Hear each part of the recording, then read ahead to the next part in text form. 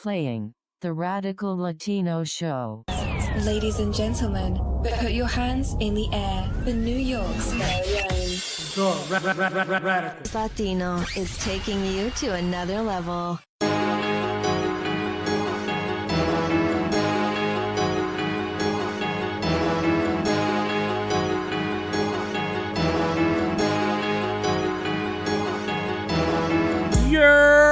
What up, my people? Welcome back to another episode of the Radical Latino Show. It's your host, the Radical Latino. What is poppin', my people? I know I've been out for a week. I was just taking care of a lot of things, you know what I'm saying? Like, I'm doing a lot of things behind the scenes, on the scenes, over the scenes, and all that. You know what I'm saying? What is poppin', my people? I hope y'all week has been crazy good. Mine has been crazy good. You know what I'm saying? Just taking care of stuff, you know, having fun, chilling with family and all that other shit. You know what I mean? Hope y'all doing the same. Everything's good with y'all. And y'all are doing great. You know what I mean? But a couple of things I want to address first. If you guys haven't been subscribed to my YouTube channel, I don't know what y'all doing. You know what I'm saying? Y'all better subscribe and go check it out. Because I uploaded a video. I uploaded a video on a certain YouTuber, a certain Latin coon I addressed. You know what I'm saying? And the reason why I did it is because, first of all, let me give you guys some background, all right? The certain individual should remain nameless and shouldn't even be spoken about, whatever or whatsoever. But the reason why I did it is because this is the reason why I do what I do. This is the reason why I speak out on things that need to be spoken out about. This is the reason why I even started this whole platform in the first place. You know, this is the reason why I even gave myself my name, the Radical Latino. Radical Latino, you know what I'm saying? Rad for short. You know, this is the reason why. Because a certain Latin coon and Latin coons out here want to be the representative of the Latin community, claiming everything else but what they really are, and on top of that, having these racial ideologies that isn't true whatsoever. You feel what I'm saying? So I know that I'm the type of person that I have to change the narrative. I cannot let something like that be out here. I'ma just be cool with the shit. Nah, that's not happening. So I made a video. If you guys wanna take a look at it, take a look at it. But I basically break down this Latin coon's ideology. I break down this Latin coon's whole way of thinking, his talking points, and all this other bullshit. And yeah, I think he's throwing little stupid ass jabs at me. The motherfucker looks like Beavis and Butthead. Like he looks like an idiot. But anyway, so he's throwing little jabs at me here and there on his little videos or whatever. He can't even like record for shit, my man. If you're really gonna do your thing, at least put your phone, like instead of vertical, put it horizontal. You know what I'm saying? But anyway, so I had to check him. But the thing that really was, it shouldn't be surprising, but the thing that really surprised me and caught me not off guard, but caught me for a loop, like, okay, that video that I did 25 something minutes of breaking this motherfucker down, you know what I'm saying? Yo, I had so many racist, confused comments. And that video got more dislikes than likes. That shit reminds me of that battle rap, that rap battle with Charlie Clips on X Factor. I don't know if y'all seen that shit, but he said the same shit. And in your battle with Verb, you got more dislikes than likes? Now that's true. I do got more dislikes and likes, but that ain't shit to me. My second battle got paid more than you and 10 other niggas that night. I make history. You know how I'm that nigga? You know how I'm that nigga? Because in your last two battles, you had to mention me. You almost lost the cert convincingly, so I made you battle DNA and rich dollars just to get to me. little nigga. Ah, that shit was hard. You feel what I'm saying? But it just reminded me of that. I'm a battle rap fan, so if y'all don't know why, you know what I'm saying? This is the reason why. I'm a huge battle rap fan. So that just reminded me. When I started seeing that shit, I was like, damn, I got more dislikes than likes. I don't know, for some reason that just came to mind. You feel what I'm saying? But yeah, you know, it just means that I gotta do more work out here, you know, and I gotta just keep on grinding, keep on, you know, giving my message across, you know what I'm saying? Because, you know, Latin coons out here, they're all confused. They don't know what team to root for. You feel me? They over here all whitewashed and shit because, you know, their parents come from this anti-black, you know, ideology or whatever the case is. So, you know what? I don't blame him. I blame his parents, but it is what it is.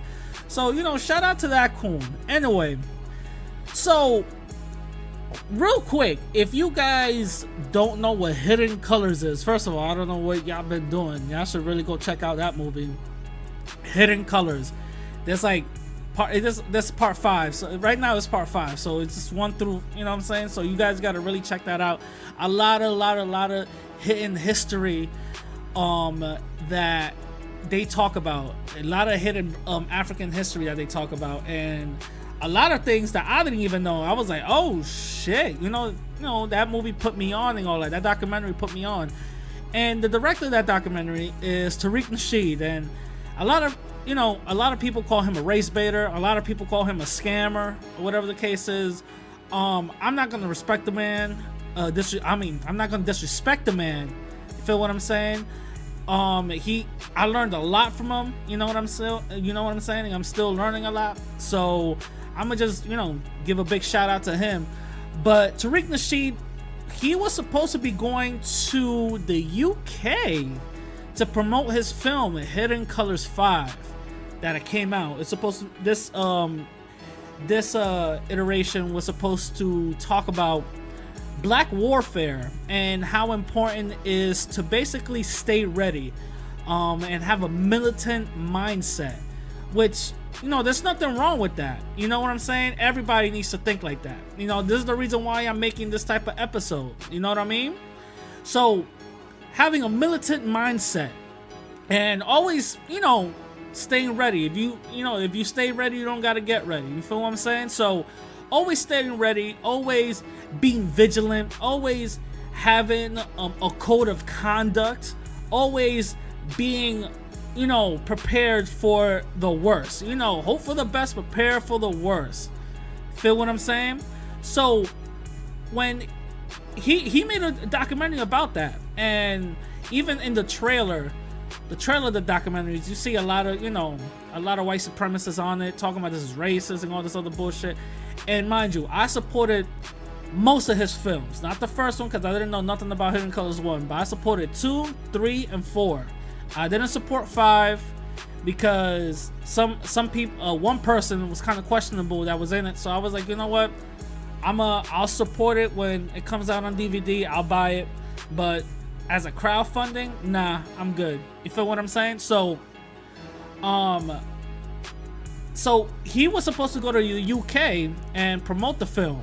You feel what I'm saying? And something very interesting happened. He got banned from even entering the country. He got banned from the UK itself. So he couldn't even go and, you know, have the film shown out there. Now, the way he explained it on his live was that this was very meticulous because the fact that he was already scheduled to even go out there. He didn't get no email. Nobody let him know that he wasn't even allowed in the country. You feel what I'm saying? The thing is, when the film finished, debuting in theaters, he was in some of the screenings, and he was gonna go out that same day from the United States all the way to the UK that same night after the show, you know, after the showing was done. You know what I'm saying? And the thing is that he didn't even end up making it because after this is what he believes, that certain people had certain agents in the theaters and called up the UK government and said, listen, this is, you know, this is too heavy, there's too much heavy information in here, blah blah blah, and all this other stuff, and they denied him access. And to him, the way he, in his life, he was saying that they denying access to actually even see the film, which is true, you know, but he was harping on just seeing the film. The thing is, I don't see them denying access to see the film. I see them denying access for black empowerment. This movie must be so powerful. This movie must have a message in it for black uprising, that it scared the UK government so much that they had to ban a man. They had to ban the whole individual from entering the country. And the reason why they gave him, they was giving him vague reasons, but the reason why they gave him the reason, this is what the reason they gave him on why they banned him: because he wasn't conducive to the citizens of the UK. How crazy is that? He isn't conducive to the citizens of the UK.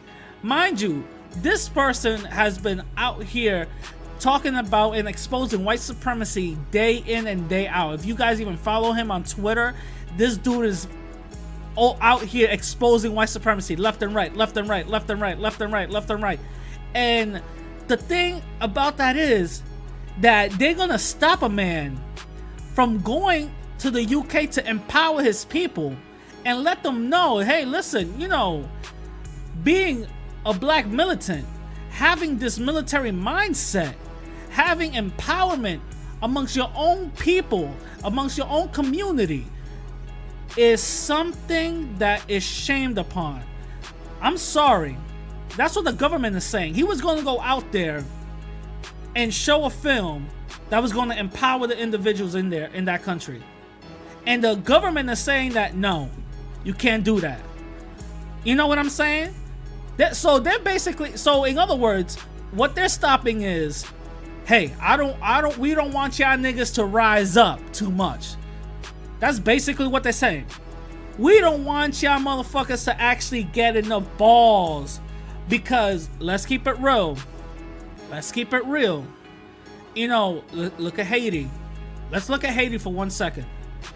Haiti was a country that was decimated and enslaved. Those people got together and rose up against the mightiest armies of the world and beat every last one of them. So to me, if they're scared of a black uprising, this is why. They don't want a black uprising. They want their Negroes, and this is me just talking as them, you know, they want their Negroes, this is what I'm thinking. They want their Negroes to be just submissive. You feel what I'm saying? And that's something that we really got to look at. Like, wait a minute, hold up. This is a big wake-up call for everybody. This is a reason why I say white supremacy is a global system. It's not just conducive to the United States. White supremacy is a global cancer. White supremacy is a global phenomenon. White supremacy affects us in 9 areas of activity globally. All right, that's something we have to understand. This right here proves it. This right here proves it. The fact that they banned a man from a whole goddamn country, a whole continent, and said that you cannot show a film that promotes a black uprising. It's just a historical film. That's all it is. And let's keep it real. In the United States, it said if you are not liking the government the way it's run, you have the right to form a well-formed militia. This is what the government said. It's on the Constitution. Feel what I'm saying? The UK is like, nah, we're not like that. Nah. yeah, like they don't have fucking Brexit over there. You feel what I'm saying? But the thing is, they want their black folks over there submissive. They don't want nobody rattling the cages. And this right there gave so much light to that film. So now people are asking, what the fuck is in this film that it's making it so, you know, controversial? What is in this film that is making governments from continents stop a certain individual from coming in? What is up with that film? And that's what I'm saying. There must be some heavy ass information in this film. You feel what I'm saying? There must be some heavy ass information. So just shout out to him. Shout out to that movie. I'm definitely gonna go get it when it's available on Amazon. You know what I'm saying? I should be, you know, I should get it now, but I'll get it when it's available. You know, I don't want no, you know, surprises coming out. If it's streamable, I'll fucking do it streamable. You know what I'm saying? Like 1804, I got that shit streamable, you know. But shout out to him, and hopefully, you know, everything goes okay with my dude. You know what I'm saying? Now, moving on to a judge in Ohio. Now, there was this judge in Ohio who was dragged out of the courtroom. Believe it or not, was dragged out of the courtroom and, you know, in handcuffs. So you're like saying, wait a minute, a judge was dragged out of the courtroom? What the fuck is going on? So I further went and investigated and did some digging. I ended up finding out that this judge has a brother, and he was being reprimanded unfairly in his city job. So what she ended up doing was she ended up using her title to basically help her brother out and get out of this injustice that he was facing. What ended up happening was they said, wait a minute, you're not supposed to help your kind. You're not supposed to help your people. So they, rightfully so, reprimanded her to the point where she is serving 6 months in jail. How crazy is that? I think, was it 6 months or 6 years? It was something like that. But she's serving time. She's serving time in jail. That's insane. For helping her brother out. Now, when racists out here, when white supremacists out here saying, hey, why are you mad that we had a black president? Hey, why are you mad? There's a black person right there. These are people. These are non-white people in token positions. We have to understand that. These are non-white people in token positions. They're not allowed to do anything for their people. If they do, they start changing laws left and right to the point where they'll punish you. This is proof. She was helping out her brother because his city job was going to reprimand him unjustly, and she helped him out. And they said, no, we can't do that. Even though if it's your family or some little black guy in the street selling cocaine, nah, we can't have that. We're going to have to teach you a lesson. This was not punishing her. This was punishing every other black person, every other Latin person who thinks about helping out their own people. Who thinks about, because they got a certain job title, that means that opens the door for certain privileges. That means that opens the door for certain things that you can do and help out in your own community. No. This proves it. Oh, you're a judge? Oh, yeah, you got power? Yeah, you got power until we tell you you have power. You only got power to do what we allow you to do. This proves it. That little job title, that don't mean shit. Let's keep it real. That does not mean a goddamn thing. You feel what I'm saying? That doesn't mean a goddamn thing. But, you know, we got certain individuals out here thinking that, oh, well, you know, let's look at everything else that happened in the case. No. This proves everything that white supremacy talks about. Remember, 9 areas of activity. Law is one of those areas. Just because you're a judge does not exclude you from the system of white supremacy. You just working in that system because we allowed you to work in that system. You feel what I'm saying? And I feel sorry for her because she literally got dragged out. Literally, like if you guys see the video, Ohio Judge drag, just type that, just Google it. She literally got dragged out. That must be so embarrassing. I felt so sorry for her. I'm like, God damn, why are they treating her like that? You feel what I'm saying? But it is what it is. We live in a system of white supremacy. What can we do? You feel what I'm saying? Now, moving on to my next topic. There was this U.S. born citizen in Texas where he got basically detained for 3 weeks in the U.S. border basically in the U.S. concentration camps right now that we got. Let's keep it real. The U.S. concentration camps that we got. So there was a U.S. born citizen captive, you know, in the concentration camps. And he was there for 3 weeks until they released him, and they basically said sorry and all this other stuff.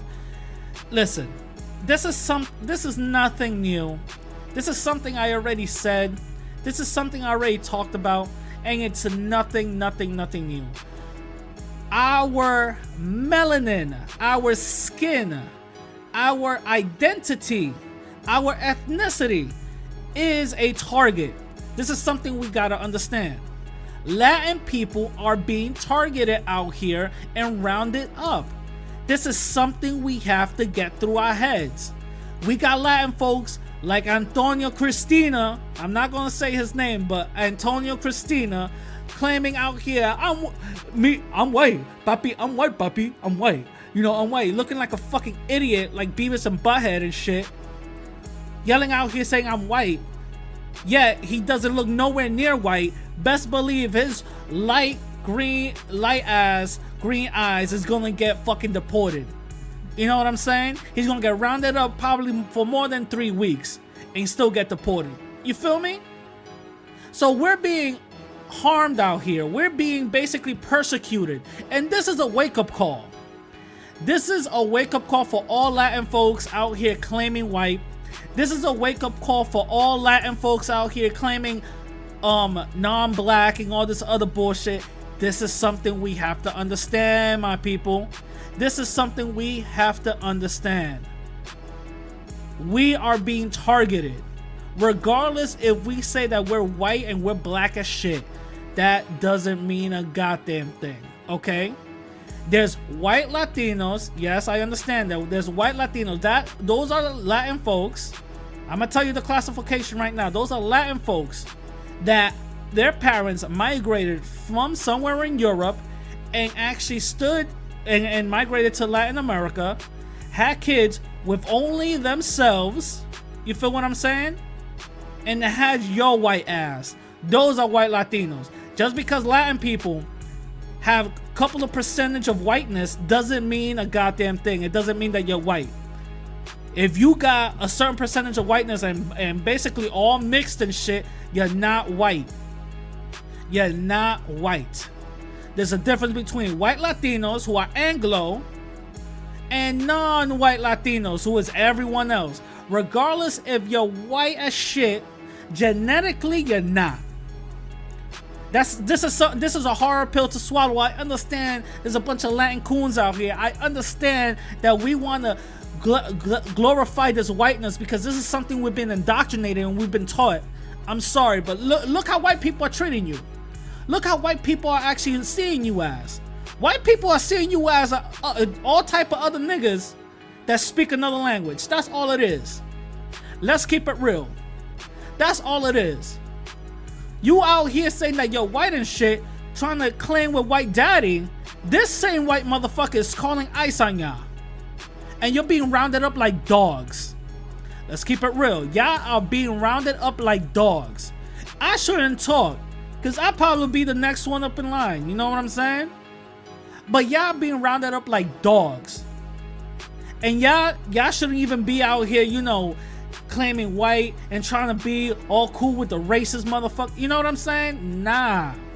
Yeah, we gotta stop that, my people. We gotta stop that. This is white supremacy at its full force. This is white supremacy at its best right now. And it's telling us, listen, we're not taking no prisoners. We want to make this country white again. Just like the white supremacist Donald Trump said.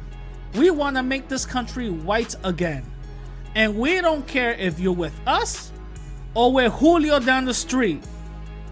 We're still taking you in because you're not 100% white. The whole concept of white supremacy is supposed to be white first. There's something you guys have to understand, my people. There's something you guys got to understand. It's white first. Genetic survival. White first. You think that these these white people are going to have their daughters sleep with y'all? No. Hell no, because the product is going to come out non-white either way.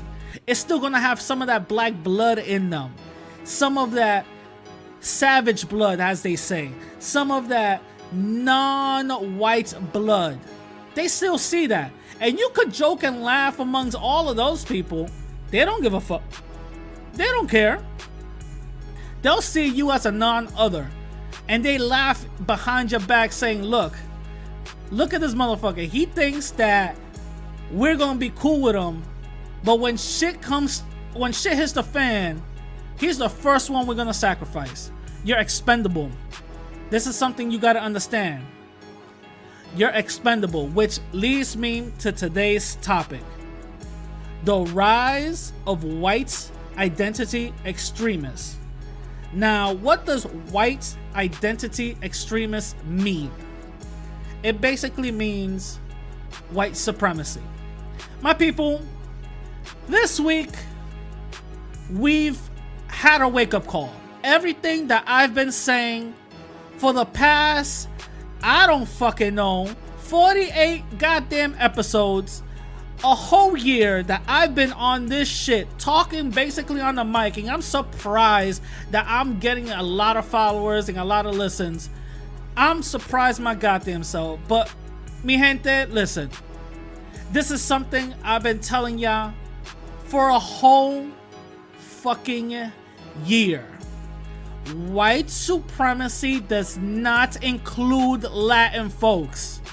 They see us just like black people, and this is our wake-up call. If Trump calling all Mexicans, all Latin people, rapists, murderers, and drug dealers, and the Latin folks made damn near 25 something or 29% of his voting block, those are Latin coons. Those are Latin coons, and we need to extradite those type of people out of our community. They do not represent us. They already chose a side. They need to go over there. You feel what I'm saying? This is a wake-up call. White supremacy does not see what your ideology is. White supremacy does not see who you think is bad, with what race is bad, and we gotta purify our race. White supremacy does not see a gender. White supremacy does not see none of that shit. What white supremacy see, you as non-white, regardless if you're light-skinned but you got a goddamn black-ass mustache and brown eyes, they're gonna fucking shoot the shit out you. What happened in Walmart is a huge wake-up call. In El Paso, Texas, this week, there was a shooting of Mexican folks. A shooting of Latin people. This shooter wanted to actually make his name known, and he wrote a manifesto saying that the Mexicans, the Hispanics, I don't like using the word Spanish or Hispanic because that's not a right word to identify us. It's Latin people, the Latin folks, that's it. But this is what he's choosing to say, that Hispanics is a cancer here, and he wants to eliminate the cancer. He wants to eliminate Hispanics, and he targeted Mexicans. Now, why did he target Mexicans? Why on earth did he target Mexicans? Well, because Mexicans, all Mexicans, not just the bad ones, regardless if what those racists say, no, well, Trump doesn't mean this. Well, guess what? This white supremacy meant this. This white supremacy got that dog whistle and said, gotcha. Not all Mexicans, but guess what? All of them are bad to me. You feel what I'm saying? He went out there and targeted us. This is our wake-up call, people. Mi gente, this is our wake-up call. Part of his manifesto talked about eliminating the undesirables, which is Latin folks. Believe it or not. Eliminating the undesirables. I'm going to read just a small part of his manifesto. First of all, shout out to, Brujo and all my other people up in my DMs on Instagram, because I've been trying hard and hard and hard and hard and hard to find his manifesto. Everywhere online has been scrapped, but guess what? My people got it. You know what I'm saying? So he goes into the little political reasons. He goes, in short, America is rotting from the inside out.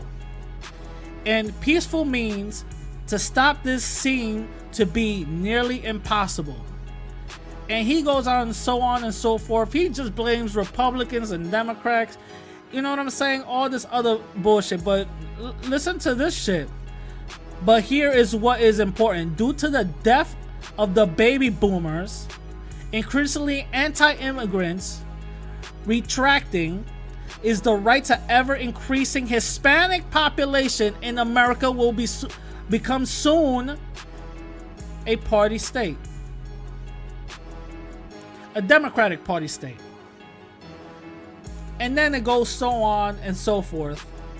Blaming immigration. And basically, he talks about Hispanics being the main corporates of why, he needed to do what he needed to do, right? So, now, this, for some people, you guys must say, oh, wait a minute, this must be just a new thing because, Latin people are being talked about in the media. Latin people are being spoken about now. So, yeah, you guys are going to be, the forefront of hate and all this other shit. Actually, no. Actually, I think episode 22, I brought in a white supremacist podcast, actually. And I, broke down excerpts of it. And, they were talking basically amongst themselves. And they basically said, we don't want America to become another South America. You guys remember that? Here's part of that clip. What that creates is a racial consciousness, because a lot of these white kids have never been around non-whites before until they go into basic, and then suddenly they're thrown in with them, and they're told that the only color is green. But the reality is they actually see black behavior and Hispanic behavior for the first time, and they don't necessarily like it. It's quantifiable that whites are going to become a minority in North America, okay, so specifically in the United States. That is something that is inevitable at this point, unfortunately. And a lot of people don't get very fixated on the immigration issue as far as illegal aliens building the wall, and in some respects that becomes a knee-jerk reaction to the racial problems or the browning of America that they see around them, where they feel like that's the solution. But really, it's a superficial solution at best, because there are 120 plus million non-whites in the United States that are legal, and they're outbreeding us, and we are also dying at a faster pace. So we're between a rock and a hard place, and the illegal immigration is sort of just adding salt to the wound. It's not in itself contributing that much, relatively speaking. I mean, it's still damaging, of course, especially considering that the mindset of a lot of the people who are coming over, they're undocumented, who knows what their criminal background is. So the impact of the illegals as far as on crime and et cetera can be much greater, let's say, than people who are in the United States legally. But nonetheless, as far as we're concerned, being white nationalists and being white separatists, the issue is the same. I don't really make a distinction between the legal and the illegal, and so that's the first, I think, point that people need to accept, is that North America is, America is going to become, United States is going to become part of Latin America, essentially, or I like to describe it as sort of a cross between Brazil, a hybrid between Brazil and South Africa. Wow, you guys heard that shit, right? Yeah, that's how white people really feel and think about you. Remember what he said.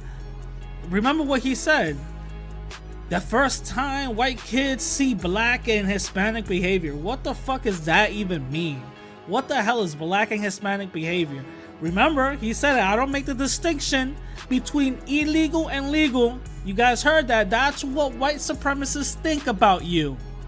That's what white supremacists think about you. And these motherfuckers are talking in code the whole fucking time. But this is the type of white supremacists I like. Honest. Out in the open. Tell you what it is. They don't hide. You feel what I'm saying? These are the white supremacists I like. So, this is what they think about us. So there's no distinction there. Remember, the browning of America. What does that even mean? Come on, let's keep it real, my people. You heard it there first, but if you guys still think that I'm bugging out, that this is an attack of white supremacy, that kid was a white supremacist, nah, yo, Congress is even trying to talk to the FBI about this shit. You know what I'm saying? How come you guys haven't identified white identity? We've seen white supremacist attacks that were clearly domestic terrorism. Experts, in fact, the acting AG, Jeff Sessions, even called some of these incidents domestic terrorism incidents. The Emmanuel AME Church shooting of Black Americans in Charleston and the Tree of Life synagogue shooting in Pittsburgh of Jewish people, those were only designated and charged as hate crimes, not domestic terrorist incidents. Mr. McGarity, why did the FBI not believe that these incidents were domestic terrorist incidents? That's not correct. I don't know who told you that we didn't, but we certainly had cases open on them in both those cases. But the actual charge, was the actual charge domestic terrorism? You're not going to find an actual charge of domestic terrorism out there. If you look at Title 18, right? If you're looking for... Well, it says here that, but at the San Bernardino shooting or the Orlando Pulse nightclub shooting, they were designated and charged as domestic terrorist incidents. They were charged, I'd have to go back and look, they were charged likely with, if there was a connection to a foreign terrorist organization, it would likely fall under 18 U.S.C. 23 A or B. Doesn't it seem that because the perpetrator is Muslim, that's not correct. That has nothing that to do, the designation would say it's a foreign organization? It's not correct. That is not correct. Okay. Can you explain why? So, homegrown violent extremists, most of the people we arrest in the United States, homegrown violent extremists, self-radicalized, born in the U.S., doesn't matter what religion. But the Orlando Pulse Club shooter meets those qualifications, and you're implying... He was worked as an international terrorist because he was following under the definition... But he was homegrown and self-radicalized. Extremist cases, how we work homegrown violent extremist cases, under the global jihad, we worked under international terrorism. That is correct. Is white supremacy not a global issue? It is a global issue. So why are they not charged with foreign... Because the United States Congress doesn't have a statute for us for domestic terrorism like we do on a foreign terrorist organization like ISIS, Al-Qaeda, Al-Shabaab. Could you see how this could create issues and discrepancies with how violent extremism by Muslim perpetrators could potentially, even if it's unintentional, but that there are holes and there are gaps here, not through your fault or any one specific person's fault. It could be our fault as Congress. But could you see how one could see how the way that we are pursuing and charging white supremacy, particularly if they tend to be charged with hate crimes, and where that same type of violence committed by a Muslim extremist could be charged with domestic terrorism. Hate crimes and domestic terrorism are treated and charged, they're different crimes, and they could be pursued differently with different resource allocations. Can you see how people would say that these are being treated differently?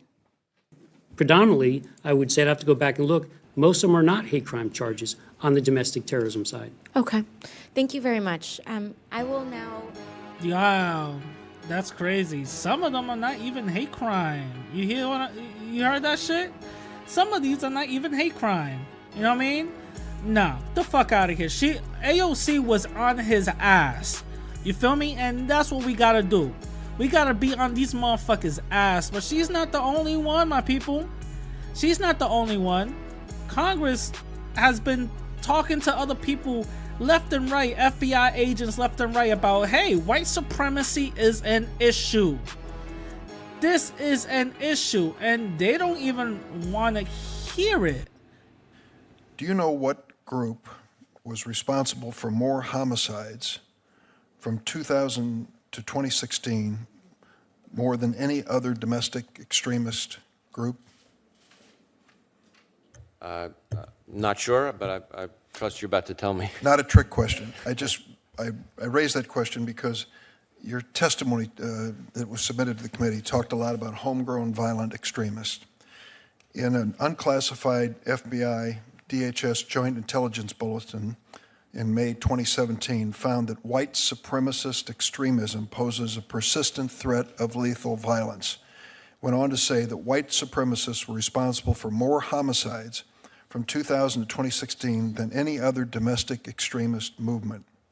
7 members of the committee joined me in writing a letter to you and Attorney General Barr explaining our concern about whether the FBI and Department of Justice were taking adequate measures to combat white supremacist violence and minimizing this growing domestic terrorism threat.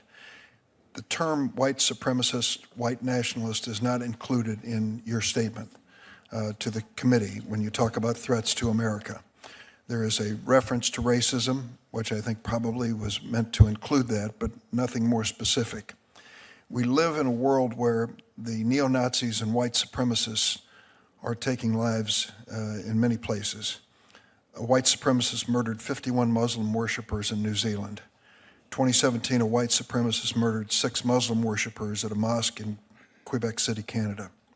And in the United States, far-right extremists perpetrated the shootings at the Sikh Temple in Oak Creek, Wisconsin, the Emmanuel African Methodist Episcopal Church in Charleston, South Carolina, the Tree of Life Synagogue in Pittsburgh, Pennsylvania, and the Shabbat of Poway, I'm sorry if I mispronounced that, Poway?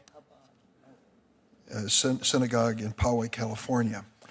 The reason I raise this is because there is a concern that this is not being taken as seriously as it should be, as one of the real threats in our country. And a concern as well that the FBI has now changed its definition when it comes to race-related crimes. They've created a new category for what you term racially motivated violent extremism. It used to be white supremacist incidents.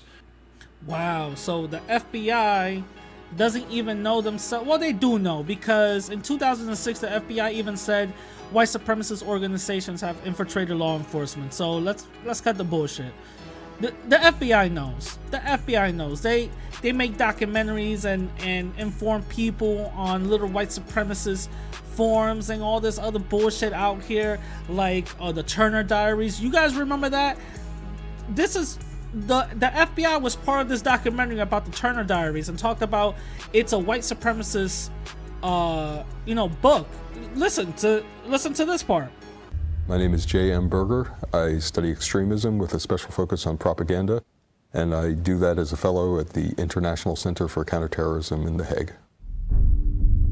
The Turner Diaries is a racist dystopian novel that has become an incredibly powerful piece of propaganda for white nationalist movements around the world.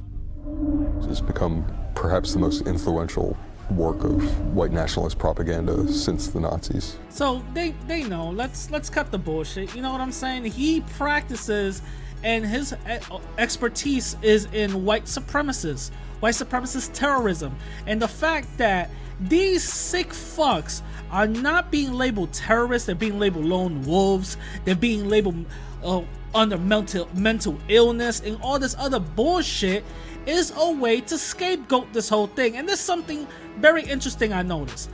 For the past couple of days, there's been shootings all over. In California, there was some garlic festival, white supremacist shooting. El Paso, another one. And now I think, let me double check, because I think this morning there was a shooting this morning. Hold on, let me double check on that right now, because I'm doing it right now. The Dayton shooter. All right, the Dayton shooter. Another white supremacist.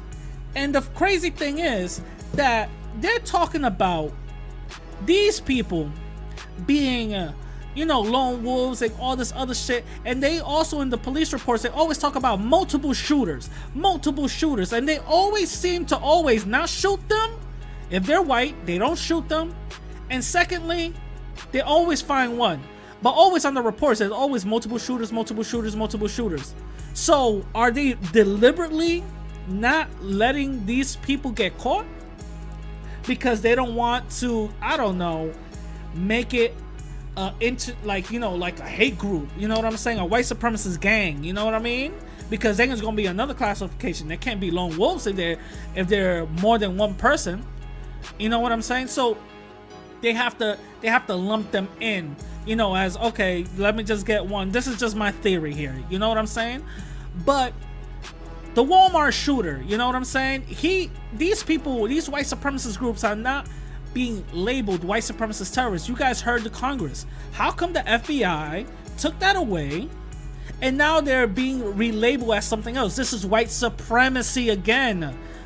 Protecting white supremacists protecting other white supremacists.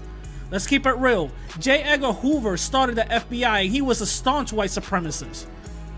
You feel me? So it's not a stretch of the imagination to actually, could tell, hey, I wonder why these people are not being labeled. You know what I'm saying? Let's keep it real.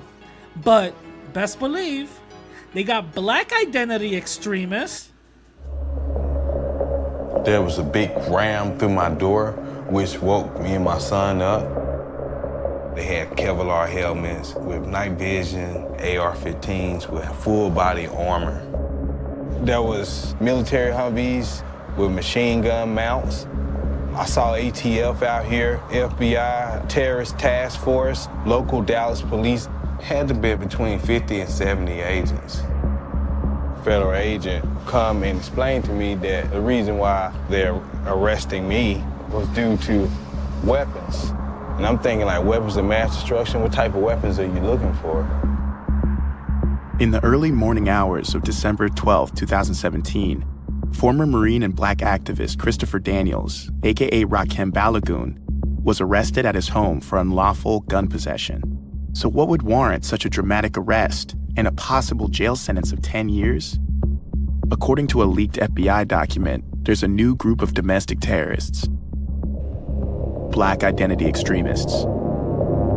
Oh shit, by a new leaked document from the FBI, Black identity extremists. This is the reason why we have to change the narrative, mi gente. White identity extremists, you guys heard it from the congressman, is a huge world issue. White supremacy affects everyone, even white folks. In the manifesto, there's he puts down why he was killing some white folks. My Latin people, mi gente, listen, this is a wake-up call. If Trump wasn't a wake-up call, this has to be. This is not going to be the first time we're going to get targeted. We're getting targeted by ICE. We're getting targeted by white supremacists, and now we're getting targeted by these white supremacist shooters. Let's keep it real, my gente. Let's keep it real. Stop with this whole white identity mindset. You feel what I'm saying? This is a wake-up call. If this is not gonna wake y'all dumbasses up, then I don't know what will. I don't know what will. But that's about my time. I'm gonna catch you guys later. Remember, if you guys like everything you heard, if you guys want to follow me, hit me up on Instagram and Twitter at the same name, radical_Latino_. And I'm gonna catch you guys later.